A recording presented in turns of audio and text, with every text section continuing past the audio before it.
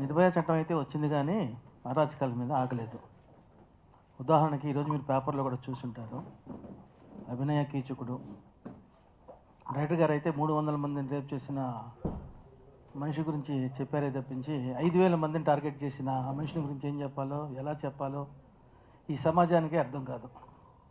అటువంటి సందర్భంలో అలా చేసే ప్రతి ఒక్కళ్ళకి ఒక హెచ్చరిక కావాలనే ఉద్దేశంతోనే ఈ సినిమా కథ రాసుకొని చక్కగా తీర్చిదిద్ది ప్రజలకు ముందుకు ఈ నెల 30వ తారీఖు తీసుకొస్తున్నారు చౌదరి గారు. ఆయన్ని మనం అందరం కలిసి అభినందించాల్సిన అవసరం ఎంతో ఉంది. ఇటువంటి సబ్జెక్ట్ చెప్పిన వెంటనే ఓకే చేసి నేను సినిమా నిర్మిస్తున్నాను అని చెప్పి ముందుకొచ్చిన వేదికను అలంకరించినటువంటి డైరెక్టర్ గారికి, కోటి గారికి, ఎంవి రావు గారికి మరియు టెక్నీషియన్స్ అందరికి కూడా నమస్కారం. మేము ఈ చిత్రం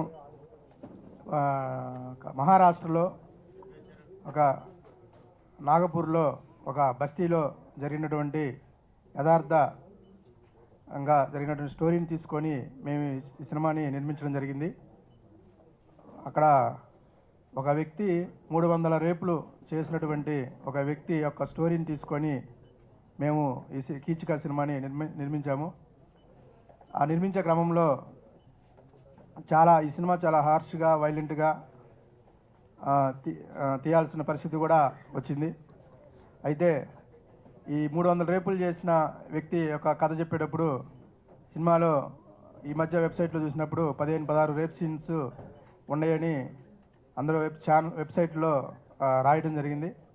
అయితే రేప్ సీన్ల మాట వాస్తవమైనప్పుడు కూడా ఈ సినిమాని ఎక్కువగా మేము లేడీస్కి సపోర్ట్గా ఈ సినిమాని చేయడం జరిగింది. కీచక అనేది నెగిటివ్ టైటిల్గా ఉన్నప్పుడు కూడా ఇది కంప్లీట్గా మహిళల చిత్రం. ఎందుకంటే రేపుకు గురి అయితే మహిళలందరూ ఏ విధంగా తిరగబాటు చేస్తే కీచకులైంది ఇంకా ఎవరైనా సరే, రాక్షసులైనా కీచకులైనా ఎవరైనా పారిపోవాల్సిందనేది ఈ సినిమా యొక్క ఉద్దేశం. ఈ రోజున మన భారతదేశంలో చాలా రేపులు జరుగుతూ ఉన్నాయి. హత్యా ప్రయత్నాలు జరుగుతూ ఉన్నాయి. వాటి మీద చాలా చట్టాలు, శాసనాలు చేసినప్పుడు కూడా ఎవరు కూడా భయం లేకుండా ఇంకా కంటిన్యూగానే ఈ friend, first of all I would like to say thanks to everyone, media team, everyone. First let us talk about they say rape scene and all these things, 35 rapes, that keep it aside this numbers. If we say one rape, who is the victim? Girl.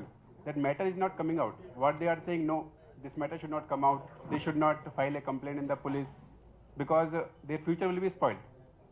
What happens then? First rape is over. Then the who is doing the rape, he is getting chance for another. Like this, it keeps on increasing unless until someone comes out to go. Sir ki thanks చెప్పుకుంటాను for giving such an opportunity for me and Kishore garu and all the entire team, Kamlakar garu, Ram Prasad, Koti Anna, ఇప్పుడు enter అయిన ఎంవి రావు గారు, కిషోర్ గారు, మళ్ళీ again thank you so much and we need all your support. ఇప్పటివరకు బాగా support చేస్తుంది media. That's the reason we're here now and we expect the same with you all. Thank you so much. Thank you Chandana. And నా ధన్యవాదాలు. మీ వంతు సహకారం మీరు అందిస్తారని నేను ఆశిస్తున్నాను.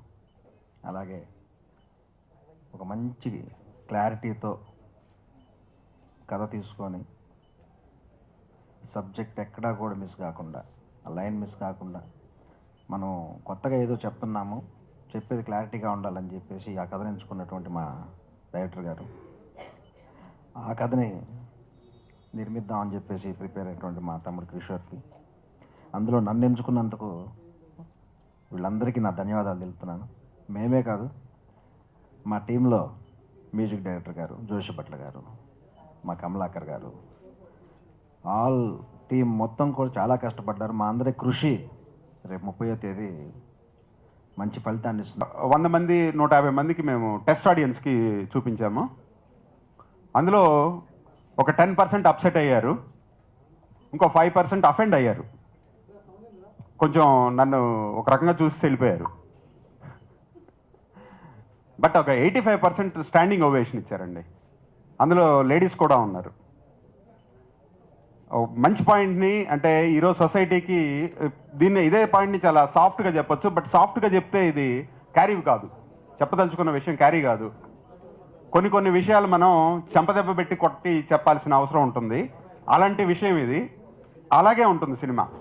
ఇది అందరికీ నచ్చుతుంది అని నేను అనుకోవట్లేదు. కొంతమందికి నచ్చకపోవచ్చు, కొంతమంది అఫెండ్ అవ్వచ్చు, కొంతమంది మమ్మల్ని తిట్టొచ్చు.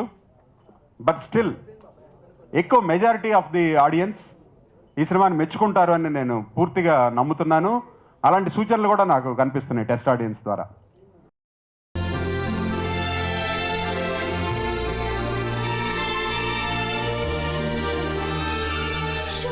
నిజంగానే కనిపిస్తున్నాడే.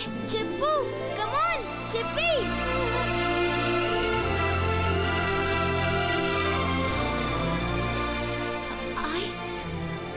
I love you.